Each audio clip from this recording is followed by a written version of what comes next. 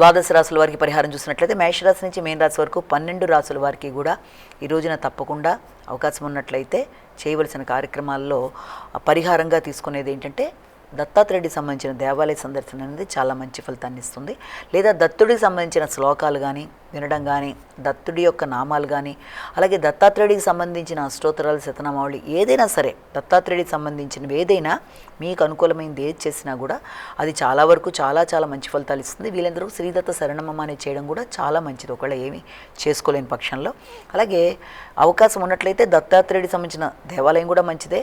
వీటికి కూడా అవకాశం లేదు అనుకున్నట్లయితే మీ ఇష్టదేవతారాధన చేయడం, ఇష్టదేవుణ్ణి ప్రార్థించుకోవడం, అలాగే దానితో పాటుగా ఇప్పుడు మనం చెప్పుకుంటున్న రాశి ఫలితాలన్నీ కూడా గోచారరీత్యా ఏ రోజుకి ఆ రోజు మార్పులు చెందుతూ ముందుకు పెడతాయి. కాబట్టి గోచారరీత్యా చెప్పుకునే ఫలితాల్లో స్వల్ప సమస్యలు ఏదన్నా ఉన్నా ఈ రకమైన స్వల్ప పరిహారాల ద్వారా శ్లోకాలు కానీ, ఇష్టదేవతా ప్రార్థన కానీ, ఇష్టదైవాన్ని దర్శించుకోవడం కానీ, ఇవేవి కాకపోతే ఒకవేళ దీంట్లో చెప్పిన విధంగా మీరు చేసుకున్నా అన్నీ కూడా చాలా వరకు మీ మంచి ఫలితాన్ని ఇస్తాయి. కనుక అవకాశం ఉన్నట్లయితే అవన్నీ చేసుకుంటూ భక్తితో శ్రద్ధతో ముందుకు వెళ్ళినట్లయితే, ఆధ్యాత్మిక ఆలోచనలతో ముందుకు వెళ్ళినప్పుడు మానసికంగా ఏర్పడుతున్న చికాకుల్ని అధిగమిస్తూ అశాంతిని దూరం చేసుకుంటూ ముందుకు వెళ్ళగలరని మనం భావించవచ్చు. నమస్కారం.